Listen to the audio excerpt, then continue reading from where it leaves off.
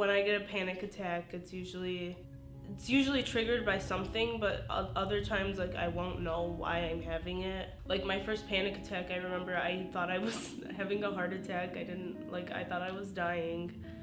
And for a while I didn't know what panic attacks were, and I was just having them. And that was terrifying. I usually try, pushing it off, but sometimes that makes it worse. But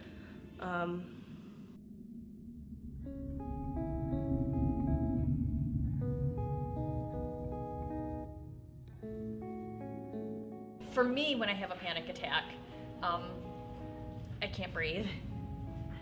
I get really hot and really sweaty. Sometimes I throw up.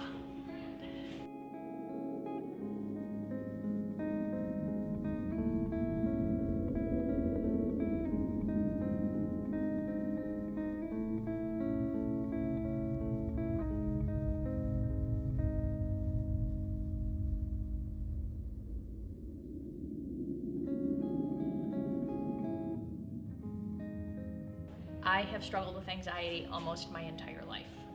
It wasn't until I was an adult that I was medicated for it, but I spent most of my life if you look at my report cards from when I was in kindergarten and first grade, they all say, Kirsten is a very anxious little girl. Obviously, I'm a different person now. I'm a stronger, more confident person. I know that it was much harder in high school. Was probably much worse in high school because there was a lot more unpredictability about it.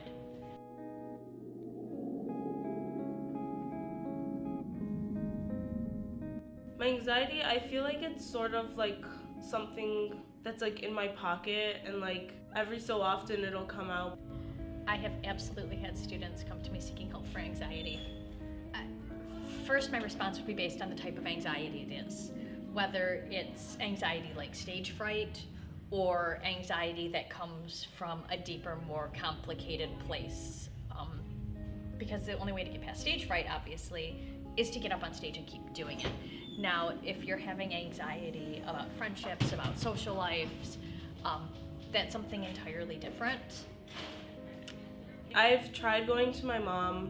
When I talked to her about it, I was like, oh Mom, sometimes I get really overwhelmed and I can't breathe and stuff. And she's like, oh, you just need to exercise more, or stop overreacting. You're just giving yourself an excuse to get out of your problems. I can't really go to someone for help, and you're supposed to be able to go to your parents for help, but yeah.